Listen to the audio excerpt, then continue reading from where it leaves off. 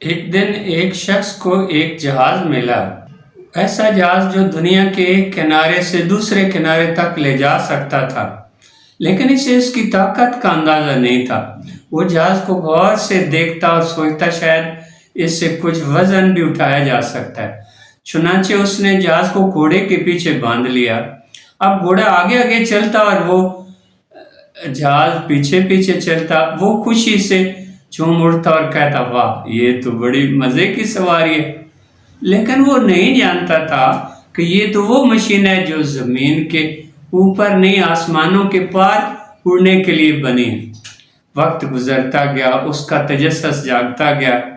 وہ سوچنے لگا یہ کچھ اور بھی کر سکتا ہے۔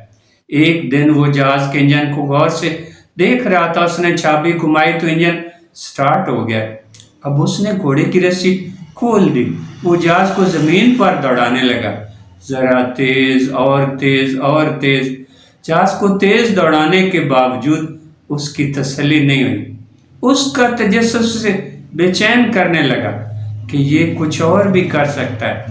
پھر ایک دن وہ ایک ماہر کے پاس جا پہنچا اور اسے کہتا، کیا آپ بتا سکتے ہیں یہ جہاز آخر ہے کیا؟ ماہر مسکرا کر کہنے لگا، دوست، یہ چلنے کے لیے نہیں، یہ اڑنے کے لیے بنا ہے۔ وہ جہاز کو آسمانوں کی وسطوں میں لے جاتا ہے تو نیچے دنیا چھوٹی سی رہ جاتی ہے۔ تب اسے احساس ہوتا ہے ساری زندگی وہ ایک طاقتور مشین کو گھوڑے کے پیچھے باندھے گھومتا رہا۔ دوستو، یہ کہانی کسی جہاز کی نہیں، یہ تو آپ کے اپنے دماغ کی کہانی۔ آپ کا ذہن بھی ایک حیرت انگیز مشین ہے، لامحدود طاقت اور بے مثال، مگر زیادہ تر لوگ اسے زمین پر گھسیٹتے پھرتے ہیں۔ وہ اسے صرف معمولی کاموں میں الجھائے پھرتے ہیں، حالانکہ یہ وہ جہاز ہے جو آسمانوں سے بھی آگے لے جا سکتا ہے۔